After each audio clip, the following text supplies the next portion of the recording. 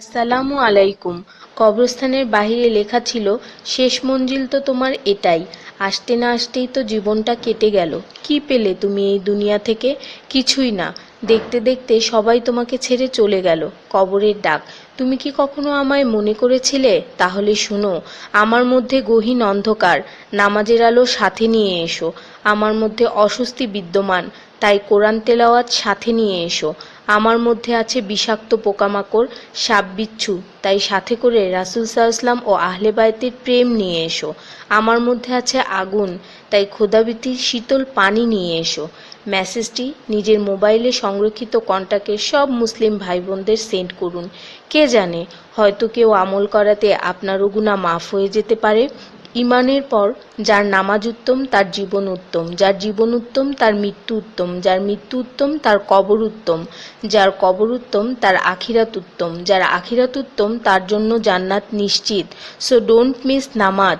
সোয়াবের জন্য হলেও অন্ততপক্ষে একজন বন্ধুকে তো অবশ্যই এই মেসেজটি সেন্ড করুন। আল্লাহ আমাদের উপর সন্তুষ্ট হন, আমিন। 5 জায়গায় হাসাহাসি করা সাধারণ গুনার চেয়ে 25 গুণ অন্যায়। 1. কবরস্থানে। 2.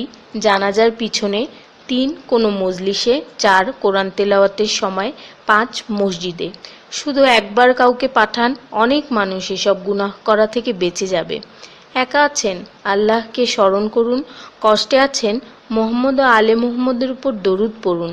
মন খারাপ থাকলে ইয়া হাইয়্যু ইয়া কাইয়্যুমও পড়ুন। টেনশনে থাকলে ইয়া রাহিমও পড়ুন। ফ্রি থাকলে মেসেজটি ফরওয়ার্ড করুন। হে আল্লাহ, আমার উপর এবং তোমার নবীর উম্মতের সকল সদস্যদের উপর তোমার রহমত বর্ষণ করো, আমিন।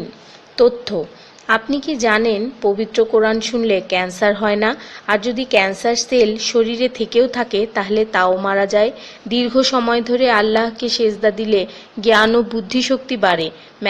মাথা ব্যথার সমস্যা হয় না, চুল পড়া দূর হয়ে যায়। এই মেসেজটি ফরওয়ার্ড করতে শয়তান আপনাকে বাধা দিবে, কিন্তু আপনি এটা হতে দিবেন না। আর সব কন্ট্রাক্ট নাম্বারে সেন্ড করে দিন। কোরআন ও নবীর সুন্নত ও তার সম্মানিত সাহাবী এবং আহলে বাইতের অনুসরণ করুন। ক্যান্সার একটি ভয়ঙ্কর রোগ। অনেক মানুষ আছে যারা নিজেরাই এটাকে দাওয়াত দিয়ে নিয়ে আসে। ছোট অথচ সাধারণ কিছু পদক্ষেপ গ্রহণ করলেই এই রোগ থেকে বাঁচা যায়। বেশিরভাগ মানুষ খাবারের পরপরই পানি পান করে নেয়। খাবারের পর পানি পান করলে রক্তে বিদ্যমান ক্যান্সারের জীবাণু থেকে তৈরি হওয়া ক্যান্সার সেলগুলোকে অক্সিজেন সরবরাহ করে। নবী পাক সাল্লাল্লাহু বলেছেন, খাবারের আগে পানি পান করা শেফা। খাবারের পরপরই পানি পান করা কলেরা রোগের কারণ, তাই সর্বোত্তম হলো খাবার শেষ করার কিছুক্ষণ পর পানি পান করা। তিনি আরও বলেছেন, 1 চিমটি লবণ খেয়ে খাবার শুরু করো আর 1 চিমটি লবণ দিয়ে খাবার শেষ করো। এ কথাগুলো তাদেরকেও জানিয়ে দিন যারা আপনার কাছে জীবনের চেয়েও প্রিয়। যদি কোনো ব্যক্তি ঘুমানোর সময় 21 বার বিসমিল্লাহির রহমানির রহিম পড়ে, আল্লাহ তখন ফেরেশতাদেরকে হুকুম দেন এই ব্যক্তির প্রতিটি নিঃশ্বাসের বদলে নেকি লেখা হোক।